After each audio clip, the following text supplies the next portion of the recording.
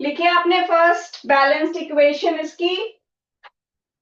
Raise your hands, किसने कर लिया?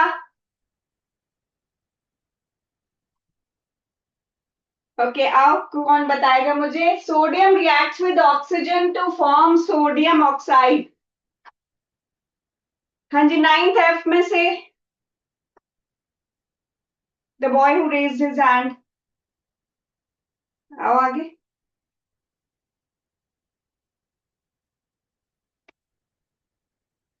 Unmute your mic and give me the answer.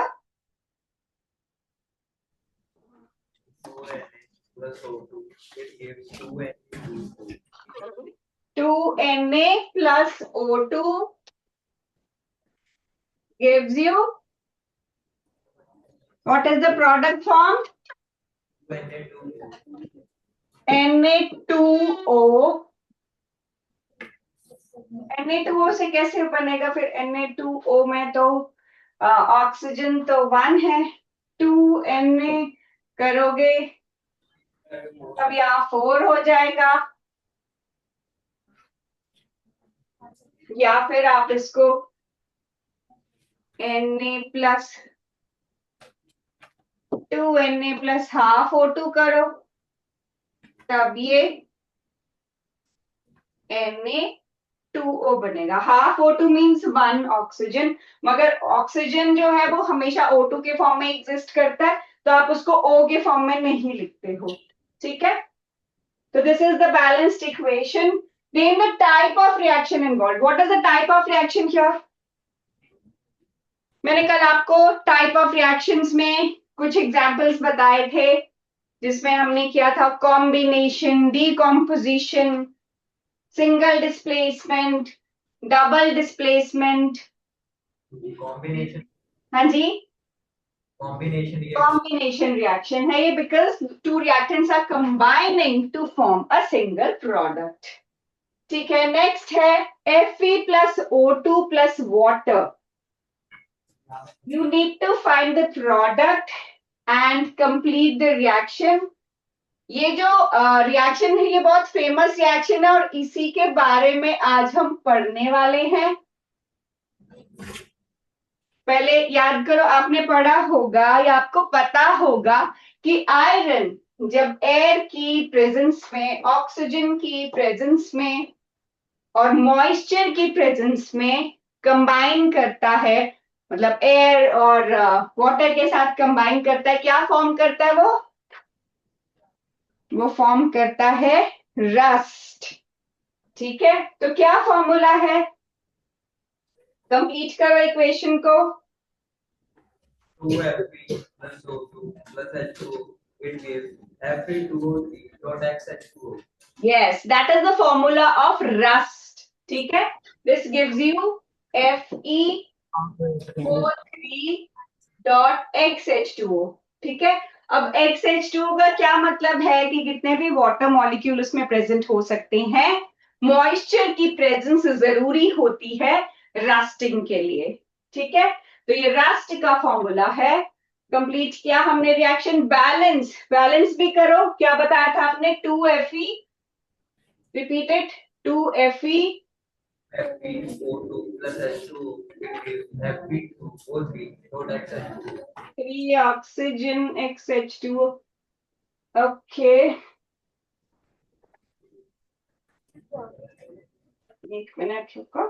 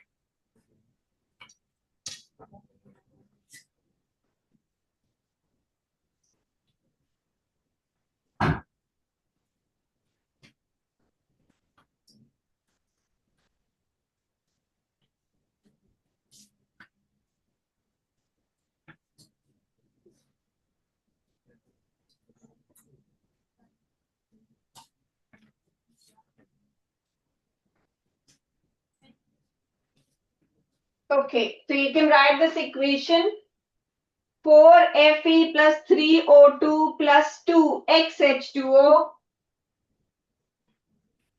This gives you 2Fe2O3 plus XH2O. And this is the formula of rust. This is the balanced equation for the formation of rust. और इसमें अगर आप देखोगे जो iron है, iron जब elemental कोई भी एलिमेंटल फॉर्म में अगर होता है, कोई सिंगल एटम के फॉर्म में होता है, तो उस पे 0 चार्ज होता है. ठीक है, तो ये जो आयरन है Fe, इस पे कितना 0 चार्ज है. लेकिन जब ये ऑक्सीजन के साथ कंबाइन करता है, Fe2O3 बनाता है, तो Fe पे इस वक्त है 3 पॉजिटिव चार्ज और इसके ऑक्सीजन पे है 2 नेगेटिव. जो आप नॉर्मल वैलेंसी से करते हो कि लास्ट शेल में कितने इलेक्ट्रॉन्स हैं, उसके अकॉर्डिंग आपको कैटायन और एनायन का चार्ज पता चल जाता है. तो इसी को क्रॉस करके आप इसका फॉर्मूला 2 को इधर लाके 3 को इधर लाके Fe2O3 बनाते हो. तो मतलब यहां पर इस कंपाउंड में आयरन पे है +3 चार्ज और ऑक्सीजन पे है -2 चार्ज. ठीक है, तो मैंने कल आपको रिडॉक्स रिएक्शन जब बताए थे, तो मैंने आपको बताया था कि आपको सिर्फ ऑक्सीजन और हाइड्रोजन के टर्म्स में ही पता नहीं होना चाहिए, आपको ऑक्सीडेशन स्टेट भी पता होना चाहिए, क्योंकि आपने चार्जेस ऑलरेडी किए हुए हैं. वही होता है ऑक्सीडेशन स्टेट, अगर आपको चार्ज पता है एलिमेंट का. ठीक है, तो यहाँ पर लेफ्ट हैंड साइड पे Fe पे 0 चार्ज है और राइट हैंड साइड पे Fe पे +3 चार्ज है. ठीक है, तो ये कैसे होगा? ये पॉजिटिव चार्ज तभी आता है जब कोई नेगेटिव चार्ज को लूज करता है, नेगेटिव चार्ज को बाहर निकाल देता है. और नेगेटिव चार्ज क्या है इसमें? इलेक्ट्रॉन. तो Fe से Fe3 पॉजिटिव जब बनेगा तो होगा यहाँ लॉस ऑफ इलेक्ट्रॉन, और इस प्रोसेस को आप ऑक्सीडेशन बोलते हो. लॉस ऑफ इलेक्ट्रॉन या ऑक्सीडेशन. हाँ, आप इसको ऐसे भी देख रहे हो कि हाँ एडिशन ऑफ ऑक्सीजन भी हो रहा है, बिकॉज इसी में Fe से Fe2O3 बन रहा है, तो ये एडिशन ऑफ ऑक्सीजन भी आप देख पा रहे हो. ठीक है, अब ये जो जहां पर भी रिडक्शन होती है, ऑक्सीडेशन भी साथ साथ होती है. हम इसको रिडॉक्स कपल बोलते हैं. ठीक है, कि जहां जहां कोई इलेक्ट्रॉन लूज करेगा तो कोई गेन करने वाला भी होगा. ये प्रोसेस अकेले नहीं हो सकती कि सिर्फ कहीं रिडक्शन हो रही है या सिर्फ ऑक्सीडेशन हो रही है, ऐसा नहीं होता है. ठीक है, तो ये जो आयरन इलेक्ट्रॉन लूज कर रहा है, वो गेन कौन कर रहा है? वो गेन कर रहा है ये ऑक्सीजन. अब देखो यहाँ पर लेफ्ट हैंड साइड पे जो ऑक्सीजन है,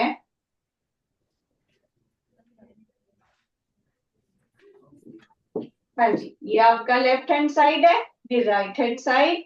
लेफ्ट हैंड साइड पे ऑक्सीजन O2 के फॉर्म में एग्जिस्ट करता है।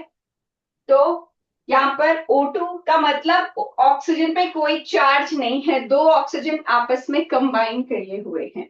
तो कोई भी जो इंडिपेंडेंट एलिमेंट्स या मॉलिक्यूल्स, मॉलिक्यूल्स पता है जब दो एटम्स आपस में कंबाइन करते हैं, तो जब ये इंडिपेंडेंटली ऐसे एग्जिस्ट करते हैं इन पे जीरो चार्ज होगा। ठीक है, तो यहाँ पर तो ये अकेला इंडिपेंडेंटली एग्जिस्ट कर रहा है, लेकिन जब ये प्रोडक्ट इसकी फॉर्म हो रही है राइट हैंड साइड पे, ये जो ऑक्सीजन है ये इस कंपाउंड में Fe2O3 में एक ऑक्सीजन पे -2 चार्ज है। ठीक है, तो यहां पर है जीरो और यहां पर इस ऑक्सीजन पे है -2। तो ये कैसे आया होगा -2? ये -2 आता है इलेक्ट्रॉन गेन करके। तो आयरन जो इलेक्ट्रॉन लूज कर रहा है, यहाँ ऑक्सीजन वही इलेक्ट्रॉन गेन कर रहा है। ठीक है, इसीलिए ऑक्सीजन की यहां पर रिडक्शन हो रही है, क्योंकि reduction is gain of electron. ठीक है, तो मैं इसको फिर से रिपीट करती हूँ, आप पूरा अच्छे से लिख लो इस चीज को और समझ लो इस चीज को। ठीक है, ये आपको आगे हाई क्लासेस में भी यूज होगा और ये एग्जाम में भी आएगा। कोई भी अगर ट्विस्टेड सा क्वेश्चन आएगा तो आपको प्रॉब्लम नहीं होगी, आपको क्लियर होगा कि ऑक्सीडेशन में आपको सिर्फ ये नहीं देखना होता है कि ऑक्सीजन प्रेजेंट हो बस। ठीक है, आपको इलेक्ट्रॉन्स का लॉस और गेन के बारे में पता होना चाहिए। आपने ऑलरेडी केटायन और एनायन किया है, आपने किया है जब एटम से केटायन बनता है, पॉजिटिव चार्ज वाली आयन बनती है तो इलेक्ट्रॉन लूज होता है। तो यहाँ पर क्या पॉजिटिव चार्ज के आयन बन रहे हैं, यहाँ हो रहा है Fe से Fe3 पॉजिटिव।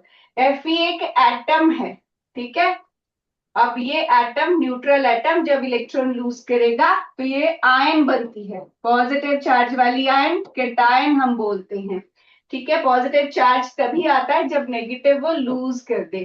तो ये हो गया लॉस ऑफ इलेक्ट्रॉन, और लॉस ऑफ इलेक्ट्रॉन को कहा जाता है ऑक्सीडेशन। तो यहाँ आयरन की हो रही है ऑक्सीडेशन। ठीक है, लिखो इसको। और आगे कोई भी क्वेश्चन ऐसा आएगा जहां पर आपको ऑक्सीजन के टर्म्स में नहीं पता लग रहा होगा, तो आपको इलेक्ट्रॉन्स के टर्म्स में उसको जज करना है। दूसरा, यहाँ पर ऑक्सीजन O2 से O पे 2 नेगेटिव फॉर्म में आ रहा है, यहाँ हो रहा है गेन ऑफ इलेक्ट्रॉन्स।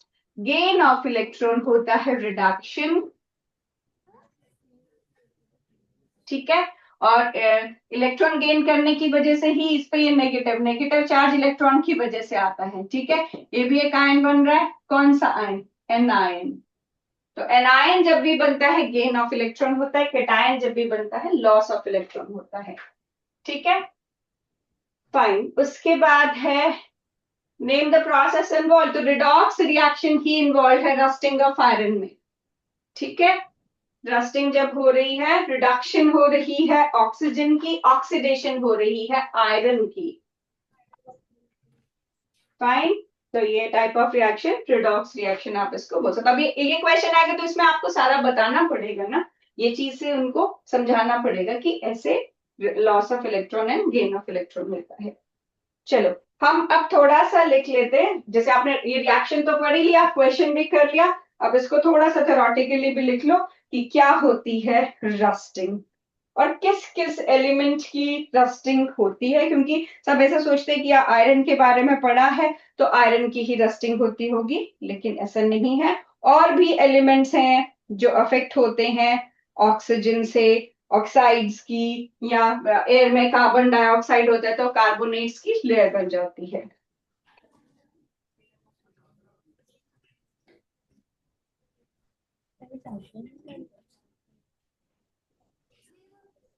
ओके, तो हम ब्रॉडर टर्म इसको देते हैं corrosion.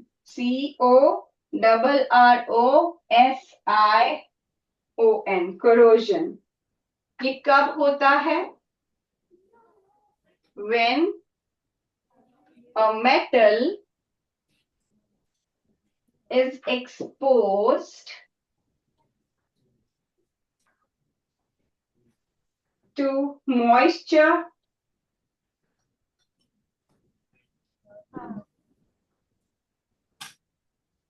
air,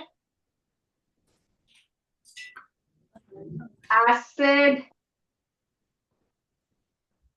etc. for some time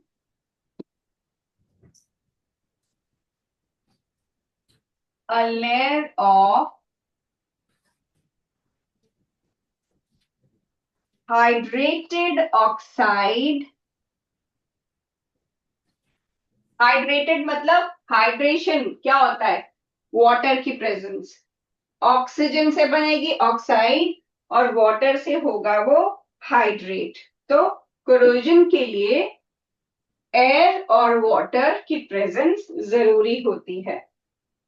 so hydrated oxide is formed which weakens the metal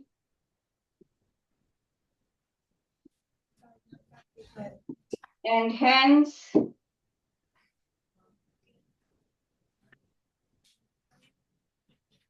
metal is said to be corroded. Metal is said to be corroded.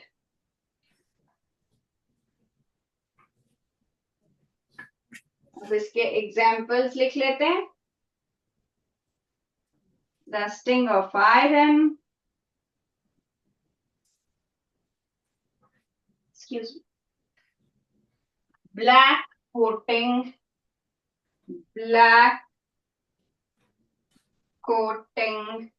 of silver and green coating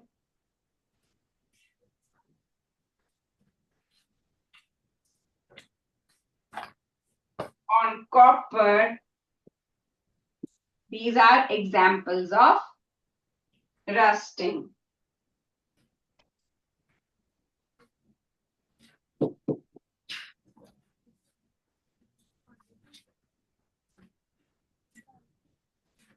और अगर आप इसको prevent करना चाहते हो, it can be prevented by galvanization,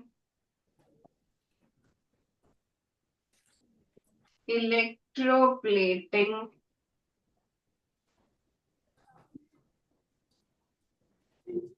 or by applying paints.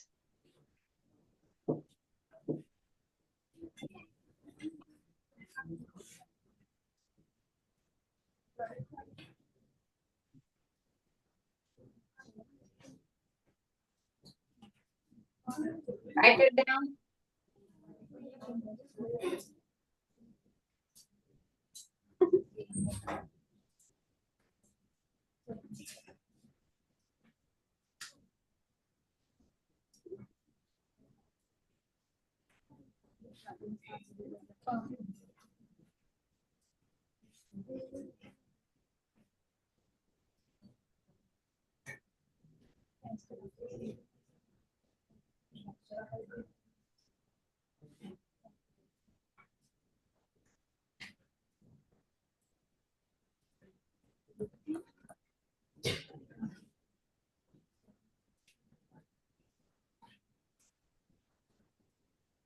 आपको इसमें जैसे रस्टिंग ऑफ आयरन में तो आपने रस्ट का फॉर्मूला कर लिया, वैसे ही आपको सिल्वर और कॉपर का भी रिएक्शन पता होना चाहिए और उनके कोरोजन से क्या प्रोडक्ट फॉर्म होता है वो पता होना चाहिए। तो वो रिएक्शंस पे लिख लो।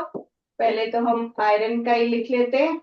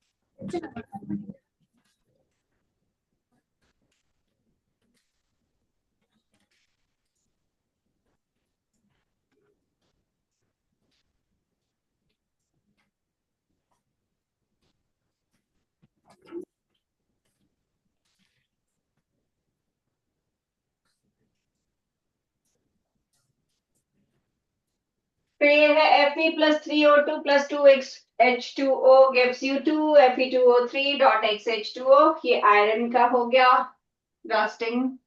सिल्वर जो है एयर में हाइड्रोजन सल्फाइड प्रेजेंट होती है, उसके साथ रिएक्ट करके Ag2S बनाता है। ये ब्लैक कलर की कोटिंग होती है। आयरन वाली आपकी रेडिश ब्राउन होती है।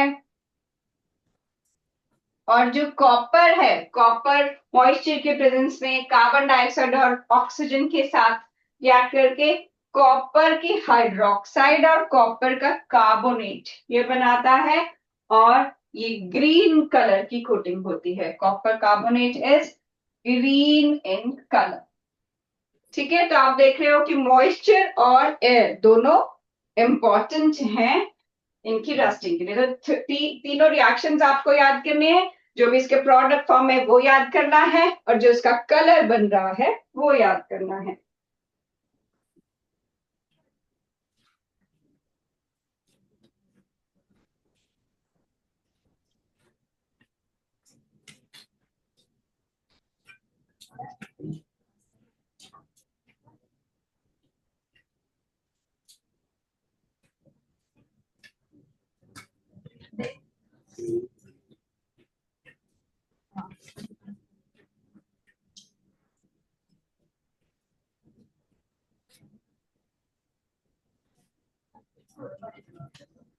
Done?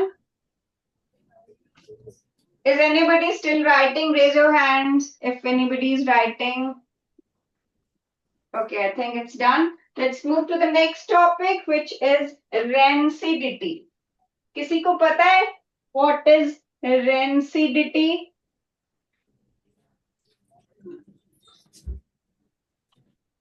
Rancidity.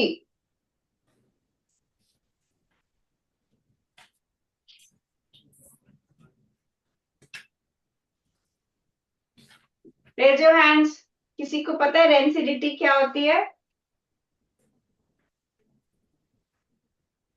ओके, आप लोग चिप्स खाते। ओके, 9th D से a boy is raising his hand. Please come forward, बेटा. Tell me.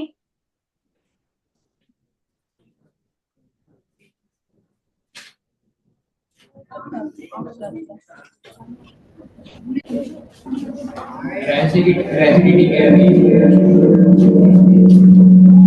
थोड़ा सा और फिर बोलो बेटा। Rancidity can be defined as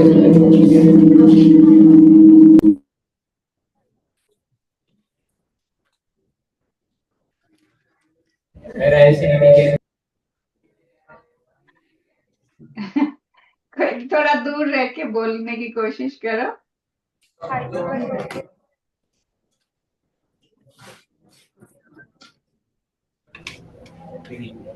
rancidity can be चलो कोई बात नहीं। अच्छा, और किसी सेक्शन में से कोई बताएगा रेंसिडिटी?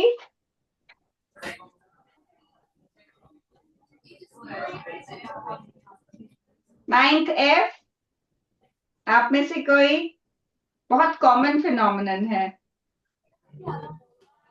अच्छा चलो आपसे क्वेश्चन पूछती हूँ। जैसे आप लोग चिप्स खाते हो तो आप देखते हो कि चिप्स का पैकेट इतना फूला होता है, जबकि चिप्स तो उसमें दो चार ही होते हैं, पर वो इतना फ्लश्ड क्यों होता है, क्यों इतना फुलाया होता है उन्होंने, उसका रीजन बता सकते हो? किसको पता है कि चिप्स के पैकेट में चिप्स से ज्यादा एयर क्यों फिल्ड होती है? हाँ जी, is anybody giving me the answer? पता है किसी को? ये चिप्स खाने से मतलब है सिर्फ। चलो ठीक है।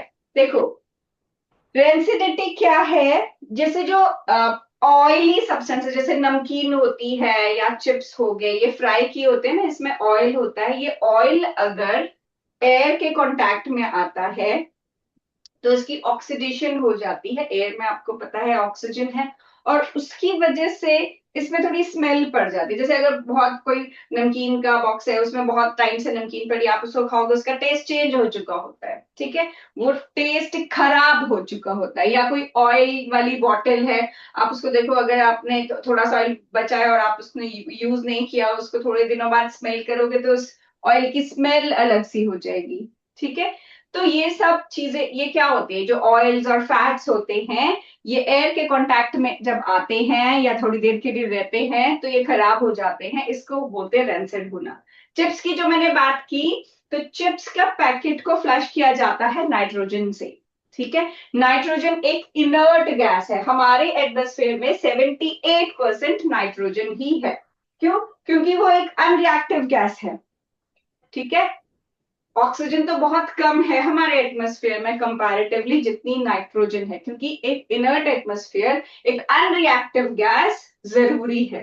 तो ये जो चिप्स में नाइट्रोजन फिल की जाती है, वो ऑक्सीजन के कांटेक्ट में उन चिप्स को नहीं आने देती। क्यों? क्योंकि ऑक्सीजन के कांटेक्ट में अगर वो ऑयल वाले चिप्स आएंगे तो वो ऑक्सीडाइज हो जाएगा ऑयल, और वो गंदी स्मेल देने लगेगा, वो जो भी चीज है वो स्पॉइल हो जाएगी, और इसी को हम रेंसिडिटी बोलते हैं, ठीक है।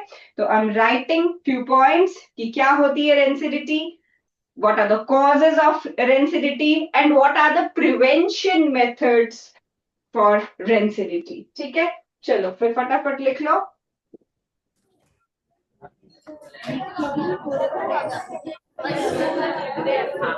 बिना बोले चलो लिखो। A chemical process where fats and oils in food break down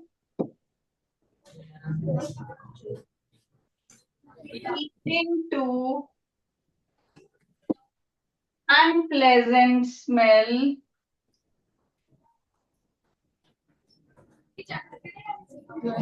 pleasant smell, taste, and texture.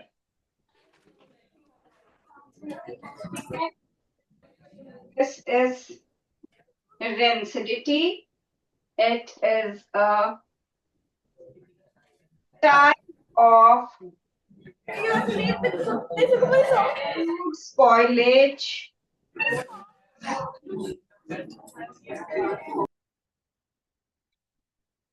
food spoilage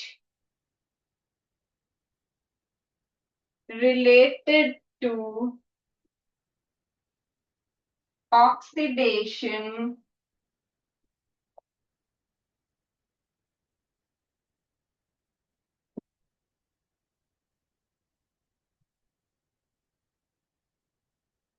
ठीक है। ये आप लिख दोगे रेंसिडिटी के लिए। After that causes of rancidity, causes of rancidity, इसमें लिखो oxidation, fats and oils react with air and break down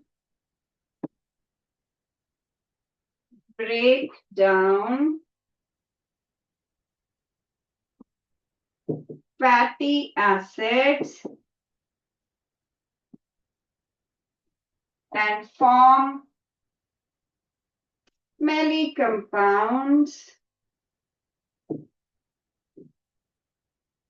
कैसे कंपाउंड्स होते हैं, कौन सा मैं लिख देती हूँ, ब्यूटाइलिक एसिड, रैंसिड बटर, गंदा सा स्मेल आता है इसका, ब्यूटाइलिक एसिड। ठीक है, ये हो गए कॉजेज में। या हाइड्रोलिसिस भी होती है, मॉइस्चर के साथ भी वो रिएक्ट कर सकता है, उससे भी ब्रेक डाउन होता है फैटी एसिड का। ठीक है, तो मेन आप ऑक्सीडेशन करो। और फिर है प्रिवेंशन मेथड। प्रिवेंशन के लिए, अब वो ऑक्सीडेशन हो रही है ना, तो आप क्या कर सकते हो, उसमें एंटीऑक्सीडेंट्स ऐड कर सकते हो ताकि उसकी ऑक्सीडेशन को रोक सको। तो antioxidants can be added to prevent oxidation. या जो भी चीज आपने स्टोर करनी है उनको एयर टाइट कंटेनर्स में स्टोर करो।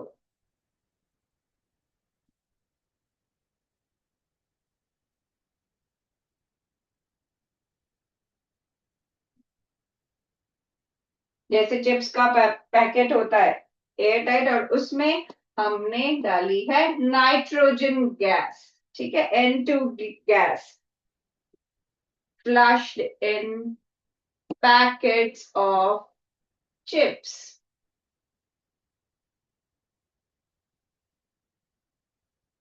या फिर आप क्या कर सकते हो, रेफ्रिजरेट कर सकते हो चीजों को, रेफ्रिजरेशन।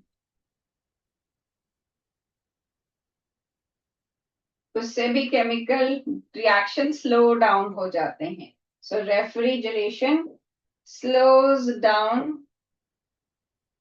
Chemical reaction.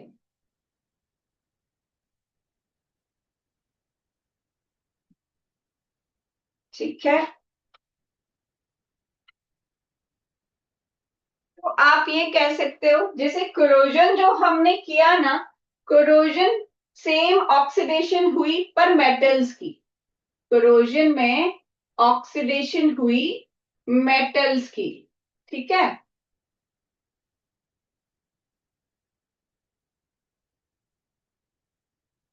लेकिन रेंसिडिटी में यही ऑक्सीडेशन हो रही है फूड की। ठीक है, करोजन में ऑक्सीडेशन ऑफ मेटल्स हो रहा है और रेंसिडिटी में ऑक्सीडेशन ऑफ फूड हो रहा है। This is the difference between corrosion and rancidity.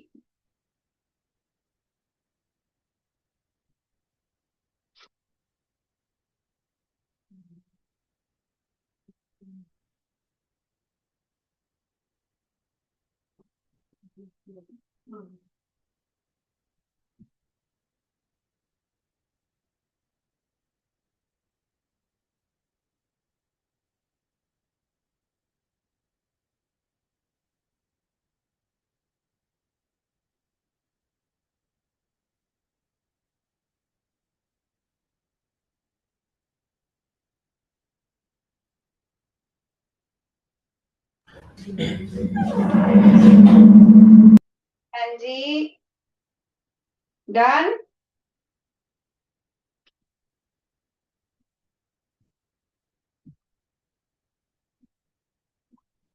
चलो अब लास्ट बस डिफरेंस लिख लो थोड़ा सा। जैसे मैंने आपको बताया मेन डिफरेंस तो corrosion और रेंसिडिटी में।